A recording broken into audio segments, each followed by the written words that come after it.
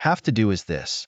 Tonight they must burrow under the walls of the castle and go up to the room where an ogre lies asleep. Somewhere about him he has hidden a stone, on which are engraved strange signs. When they have found it, they must take it from him without his waking and bring it to me. Your orders shall be obeyed, replied the rat, and he went out to give his instructions. About midnight the cat, who was still sleeping before the gate, was awakened by some water flung at her by the head rat, who could not make up his mind to open the doors. Here is the stone you wanted, said he, when the cat started up with a loud mew. If you will hold up your paws, I will drop it down. And so he did. And now farewell, continued the rat. You have a long way to go, and will do well to start before daybreak. Your counsel is good, replied the cat, smiling to itself, and putting the stone in her mouth, she went off to seek the falcon. Now all this time neither the cat nor the falcon had had any food, and the falcon soon got tired carrying such a heavy burden. When night arrived, he declared he could go no further, but would spend it on the banks of a river. And it is my turn to take care of the stone, said he, or it will seem as if you had done everything and I nothing. No, I got it and I will keep it, answered the cat, who was tired and cross, and they began a fine quarrel.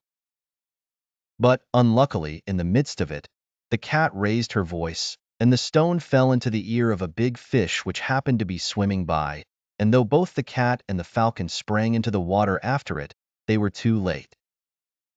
Half drowned, and more than half choked, the two faithful servants scrambled back to land again.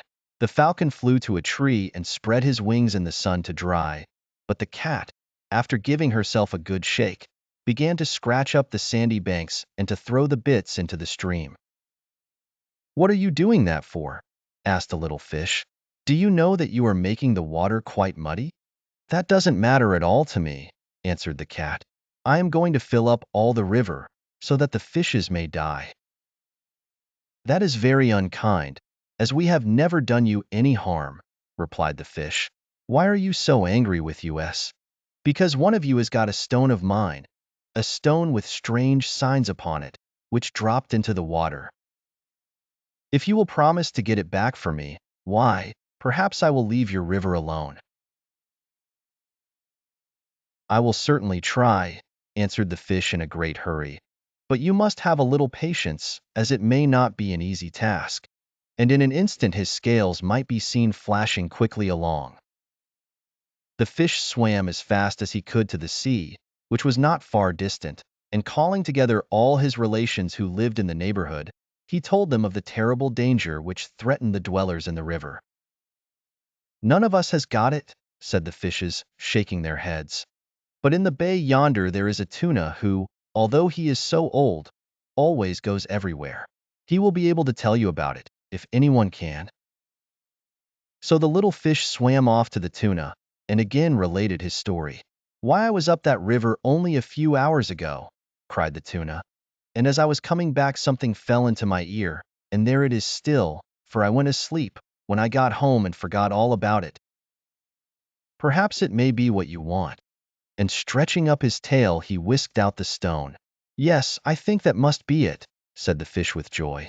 And taking the stone in his mouth, he carried it to the place where the cat was waiting for him. I am much obliged to you, said the cat, as the fish laid the stone on the sand, and to reward you, I will let your river alone. And she mounted the falcon's back, and they flew to their master. Ah, how glad he was to see them again with the magic stone in their possession. In a moment he had wished for a palace, but this time it was of green marble, and then he wished for the princess and her ladies to occupy it. And there they lived for many years, and when the old king died, the princess's husband reigned in his stead.